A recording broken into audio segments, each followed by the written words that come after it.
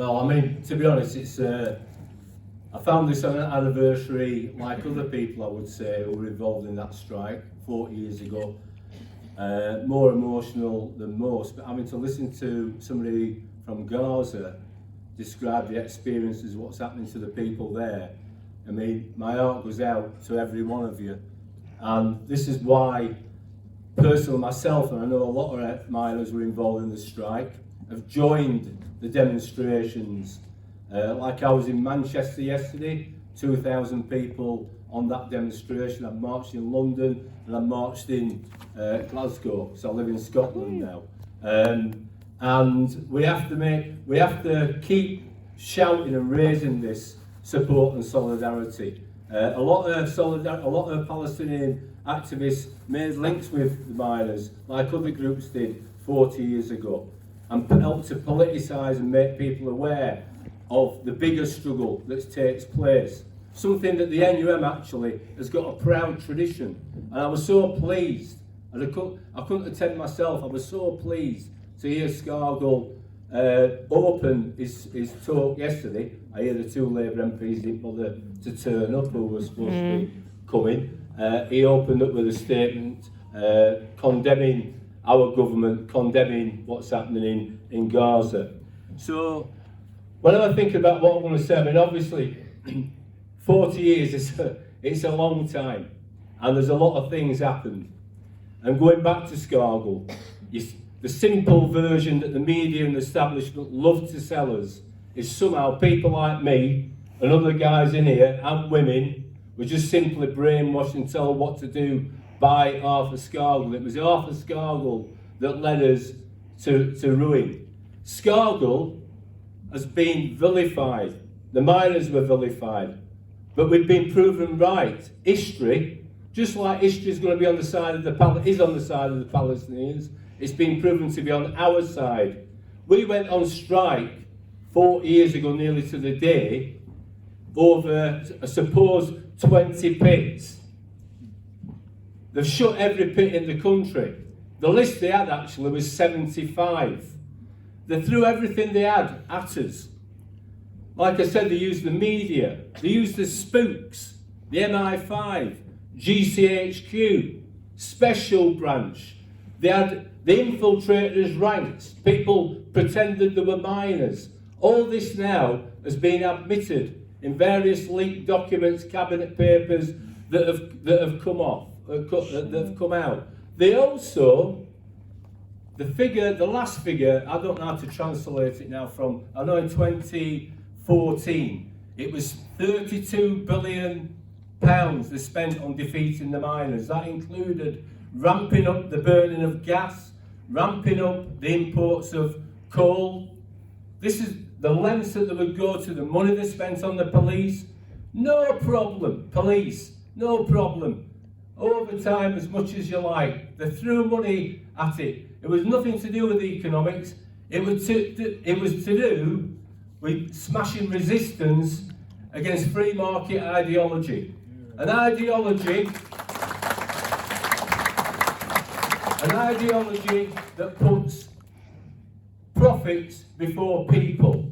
And we've seen, again, we always said, because, you know, some people say we didn't lose, right? Well, in one sense, they're right, because we all lost.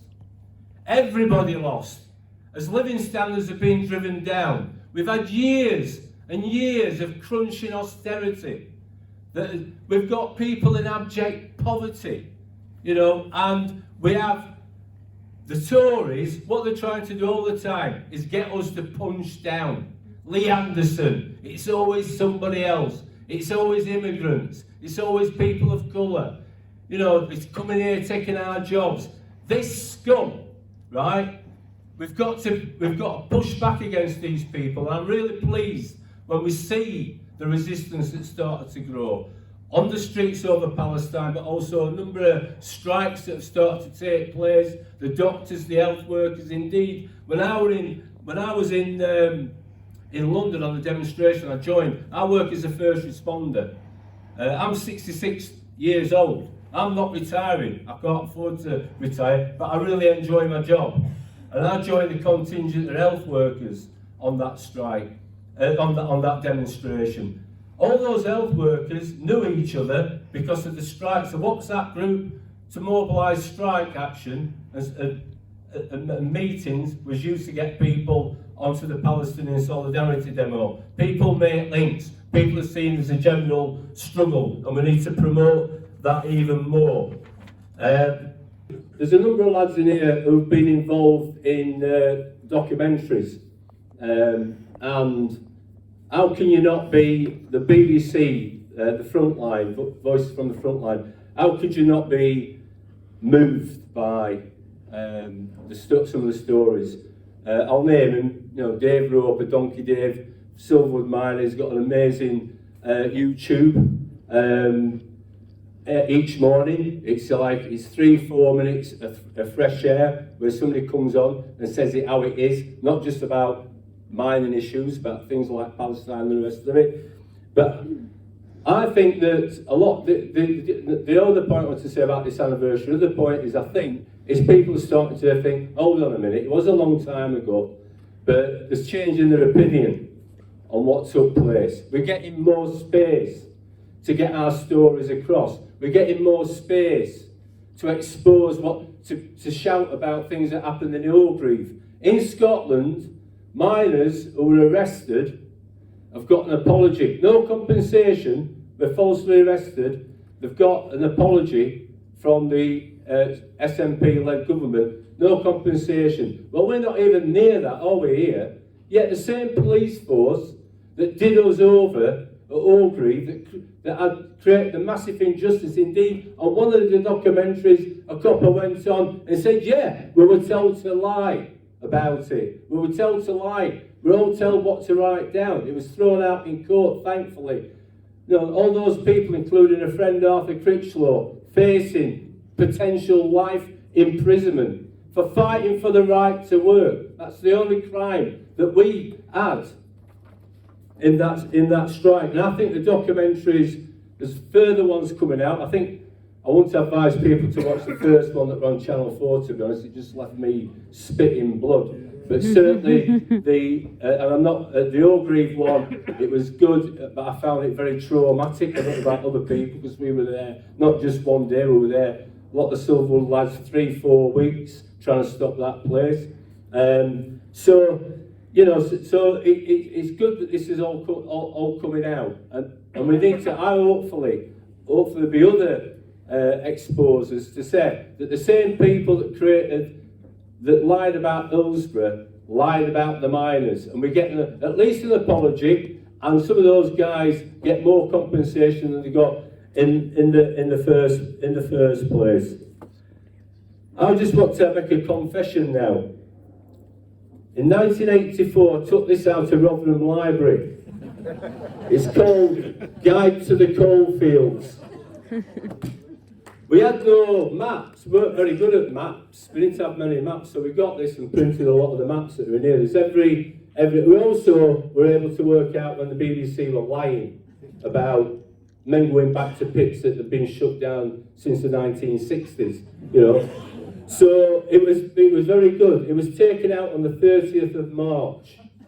I want to donate it to the museum and do a runner before they tell the library who will come and, you know, maybe hand me a big fine. Arrest that man! Yes, absolutely.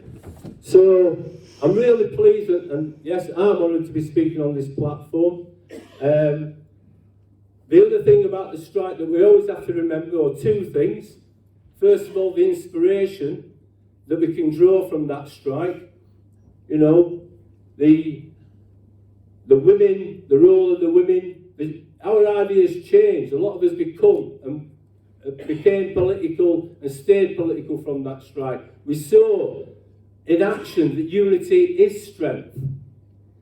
We saw that, you know, when women were on the picket lines and were doing meetings and were running the soup kitchens, they became the backbone of that strike in terms of the solidarity that flowed into the coalfields from people kept us going. It fed us, it clothed us, and we come so close. And this is my last point. won that bloody strike, right? We could have won it if some people in positions of power, i.e. the leaders of the TUC, the leaders of the Labour Party, people like Neil Kinnock, if they'd have shown the same mettle that rank and file miners, the wives and the supporters throughout the trade union and working class movement, we would have beat Thatcher. We would have stopped her in her tracks, right? And we also, just through sheer determination and not refusing to be cowed, refusing to be beaten and starved back to work, we nearly did it. Again, Cabinet papers show how at times they panicked. When the dockers came out on strike, they panicked. When the knackods had a ballot, threatened about ballot and coming out on strike, they panicked. Unfortunately, lads on the picket line weren't surprised that NACOs didn't come out.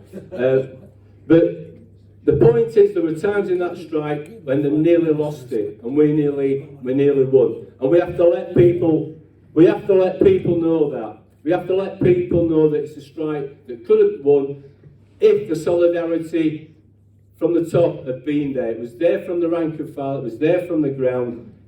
So there's lots of inspiring things about the strike. I'm sure we're going to hear more of them, so I'll shut up there. Thank you very much.